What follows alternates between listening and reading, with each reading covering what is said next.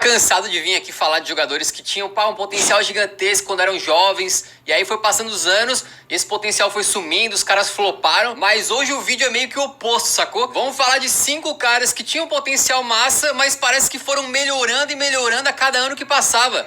Envelheceram como vinho e chegaram no auge das suas carreiras depois dos 30. E o primeiro nome da lista nunca foi um jogador ruim, mas demorou muito pra ser chamado de craque, né? Que é o Karim Benzema. O Benza começou a carreira dele no Lyon e foi nas últimas 2 temporadas por lá que ele realmente começou a despontar, né? Fazendo mais de 20 gols em 2 temporadas seguidas, o que eram números incríveis aí para um garoto de 21 anos, né? Assim ele despontou o interesse de muitos times na Europa e no verão europeu de 2009 foi contratado pelo Real Madrid, chegando junto com outros reforços como Xabi Alonso, Kaká e Cristiano Ronaldo, ou seja, a chegada dele acabou sendo um pouco ofuscada, até porque Cristiano e Kaká eram os últimos 2 vencedores da Bola de Ouro, né? Então o Karim teria que comer muito arroz com feijão, muito espinafre ali para conseguir o seu espaço. E além de tudo, o Real Madrid já tinha um camisa 9, um goleador titular, era ele, Gonzalo Higuaín.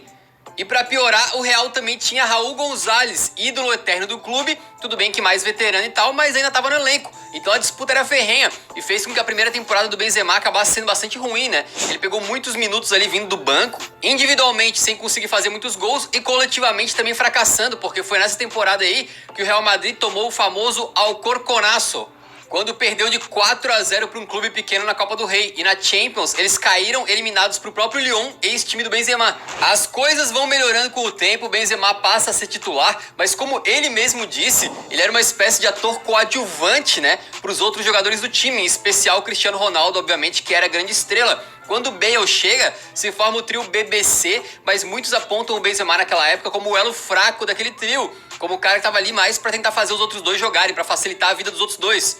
O tempo passa, o CR7 vai pra Juventus, o Bale acaba tendo um péssimo fim de carreira ali, devido a lesões e ao golfe, e é aí que a melhor versão do Benzema vai surgindo. Com mais liberdade e protagonismo, ele fica mais perto do gol, passa a jogar menos pelos outros e marcar mais ele mesmo. E é aí, aos 34 anos, que ele consegue a sua evolução final. Com um parceiro de ataque agora chamado Vinícius Júnior, que driblava, corria, criava jogadas e dava assistências pra ele. O Benza fez a melhor temporada da sua carreira, terminando como artilheiro de La Liga com 27 gols e campeão, e artilheiro da Champions com 15 gols e campeão, com direito a uma porrada de gols no mata-mata, sendo decisivo em todas as fases. Depois de muito tempo de carreira, Benzema não era mais coadjuvante. Agora ele era o protagonista e com uma temporada brutal, merecidamente ganhou a Bola de Ouro, mostrando claramente que o auge de um jogador pode sim vir depois dos 30. E a gente continua no Real Madrid, o próximo nome da lista é quase que uma manifestação, assim, uma incorporação da frase envelhecer como vinho, é ele, Luka Modric. Ele foi formado no Dinamo de Zagreb, né, acabou chamando a atenção do mundo inteiro no Tottenham e foi em 2012 que ele foi pro Real Madrid por cerca de 35 milhões de euros. Mas dizer que o começo dele em Madrid foi um pouco ruim é igual dizer que o Mbappé é um pouco rápido. No meio-campo, que também tinha Xabi Alonso e Khedira, o Modric demorou a conseguir se impor ali, né? E virar uma peça importante na equipe. Tanto é que no ano de 2012, atenção, hein? O jornal Marca, de Madrid, beleza? Os caras puxam o saco do Real o tempo todo, eles são madridistas, assim, até o fundo do osso. Fez uma enquete para eleger a pior contratação de 2012 e quem é que venceu? Luka Modric. Se foi um delírio coletivo, eu não sei, mas a rapaziada não estava satisfeita com o desempenho do cara em campo. Aí você pensa, mas ele era jovem, pô, tava se acostumando. Não!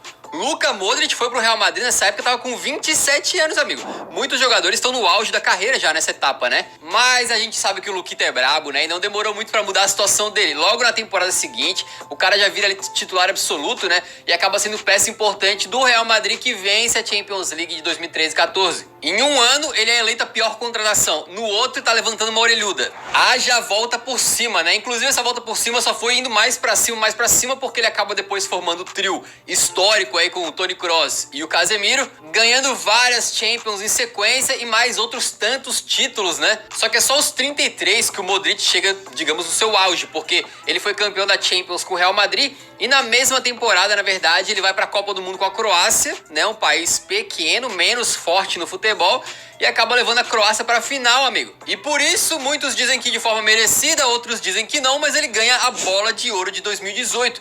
E aí você pensa, bom, daí não tem como subir mais, né? Meio que para um jogador como o Modric já atingiu o teto dele, vai começar agora a despencar. Mas é o completo contrário, beleza? Com 37 anos no momento da gravação desse vídeo, o Modric continua sendo peça importantíssima do Real Madrid, foi campeão da Champions mais uma vez em 2022 e na Copa do Mundo novamente teve um desempenho elogiável, levando a Croácia para as semifinais. E com isso, meus amigos, ele não só entrou pro time do ano da FIFA Pro aos 37 anos, como ficou em quarto lugar no FIFA The Best. Depois de tudo isso, volta e meia, a gente ainda vê o cara em campo fazendo jogadas geniais, dando arrancadas, e tipo no alto nível, saca? Na Champions League, assim, não contra um clube qualquer. E aí a gente poderia falar, porra, o Modric realmente, né, envelheceu como vinho, mas parece que o cara não envelheceu, sacou? Pro próximo caso, a gente continua na família It pra falar do Ibrahimovic, um dos grandes imortais do futebol, e a gente já falou do Ibra várias vezes aqui, mas a gente é obrigado a falar de novo, porque, cara, com o passar do tempo, ele foi ficando cada vez mais matador, né? A carreira do Ibra nunca foi fraca, beleza? Ele já começa muito bem no Ajax, mete muito gol por Juventus, Inter, aí tem aquele período do Barcelona lá que é conturbado, mas depois vai pro Milan, mete gol para um caramba também. E aí aos 30 anos de idade é que ele vai pro Paris Saint-Germain. E por lá ele cria uma grande identificação com o clube, porque eles estavam no começo desse projeto bilionário aí do Paris, né? E ele foi lá pra, digamos assim, desbravar. Sabe aquela parada assim, quando eu cheguei aqui era tudo mato. O Ibra pode falar isso tranquilamente. Ele eventualmente se torna o maior artilheiro da história do clube. Depois foi ultrapassado por Cavani e Mbappé, mas chegou a ser, né? E na sua temporada de despedida, aos 34 anos, ele tem então o momento mais goleador da carreira. Se despedindo em alto estilo na temporada 15 e 16, marcando 50 gols ao total. Aí depois ele vai pro Manchester United, tem uma boa primeira temporada, e a segunda foi horrível por causa das lesões, né? E aí como ele tava jogando muito pouco, parecia que a carreira dele, enfim, estava chegando ao seu final. Aí que ele vai pra MLS, e aí você pensa, bom, o cara foi pra MLS, acabou, né, mano? É pra se aposentar, 36 anos na cara, com lesões, mas não. Se tem uma coisa que o Ibra deixou claro a carreira inteira, é que ele não é um jogador comum, né? Ele tem algo diferente. E ele passa a meter gol a rodo lá na MLS, incluindo algumas eslataneadas das brabas, como esse gol aí que é até difícil de escrever, né, velho? E aí ele surpreende o mundo, porque ao invés de se aposentar lá nos Estados Unidos, ele faz o caminho contrário e retorna pra jogar em alto nível na Europa. Ele volta pro Milan e joga bem menos porque, cara, realmente a idade tá chegando pra ele. Teve problemas de lesão agora recentemente, que atrapalhou bastante, mas mesmo assim ainda está jogando com 41 anos e recentemente se tornou o jogador mais velho da história a marcar um gol na Série A italiana. Num dos seus primeiros jogos pelo Milan, né, há mais de 10 anos atrás, a trinca de meio campo era Gattuso, Pirlo e Seedorf. Deu tempo de todos esses caras se aposentarem, virarem treinadores e o Ibra continua jogando. E o próximo a gente acabou de falar dele, né? Um cara que passava muito calor em campo porque estava sempre jogando de terno, que era o Andrea Pirlo. O Pirlo teve seu começo no Brescia e passou pela Inter de Milão, onde ficou pouco tempo, até ir pro clube onde ele mais se destacou na carreira, que foi o Milan. No Milan, o Pirlão se tornou um jogador lendário, né? Um dos melhores meio-campistas do mundo durante vários anos aí, e até considerado por muitos um dos melhores da história, com seu estilo de jogo que fugia bastante do tradicional, porque ele era um volante, só que muito longe de ser um volante de marcação, um cara pegador. Não, ele era um maestro, um regista que atuava recuado. Isso rendeu a ele 2 Champions Leagues, 2 Série As e, claro, o título mais importante da sua carreira, a Copa do Mundo com a Itália em 2006. Aí tu pensa, pô, o cara virou uma lenda lá, né? Joga um absurdo, vai ficar no Milan a carreira inteira, mas que nada, chegou com 32 anos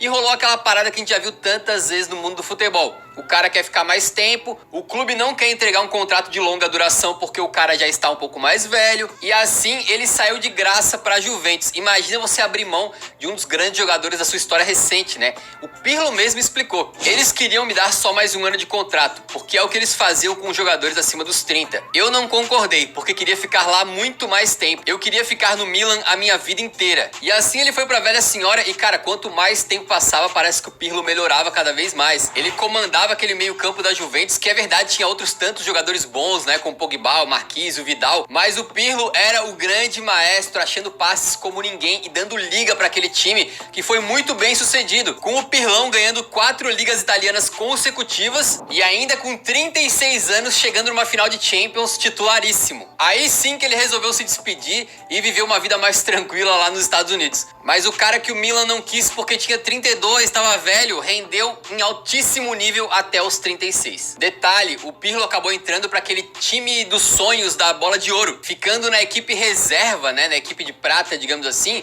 na sua posição atrás, na história inteira do futebol, segundo a France Football, apenas de Xavi e Lothar Matthaus. E a gente começou o vídeo falando de um centroavante que foi ficando cada vez melhor com o tempo, e vamos falar de outro agora para finalizar, que é o Lewandowski. O Leva chegou no Borussia Dortmund aos 21 anos, depois de ter se destacado pelo Lech Poznan da Polônia, só que a primeira temporada dele na Alemanha foi um pouquinho complicada, né? Não conseguiu marcar nem 10 gols, era reserva e tal. É verdade que ele era muito jovem ainda, estava se adaptando ao novo país, né? Mas a gente sabe que tem jovens que não precisam de tempo de adaptação nenhum. Então digamos que o começo do Leva foi um pouco lento, né? Só que naturalmente o Leva vai evoluindo e se tornando peça importante daquele Borussia Dortmund. E passa a ser um centroavante que fazia pelo menos 20 gols toda a temporada. Inclusive conseguindo muito sucesso coletivo também naquele time do Klopp que tinha Reus, Mário Götze, que venceu 2 Bundesligas e chegou a uma final de Champions. Nisso ele vai pro Bayern de Munique e a primeira temporada dele é mais ou menos mantendo o nível do Dortmund, sacou? Só que a água do Bayern lá é diferente e a qualidade dos companheiros que ele tem ao seu redor geralmente também, né? Só que o Leva vai evoluindo, vai progredindo, começa a ganhar tudo que é título com o Bayern de Munique, né? Inclusive várias vezes o campeonato alemão. E aí ele começa a cravar todo o jogo, mete gol a rodo, só que muitos ainda pensavam, pô, ele é só aquele centroavante que tá ali, né,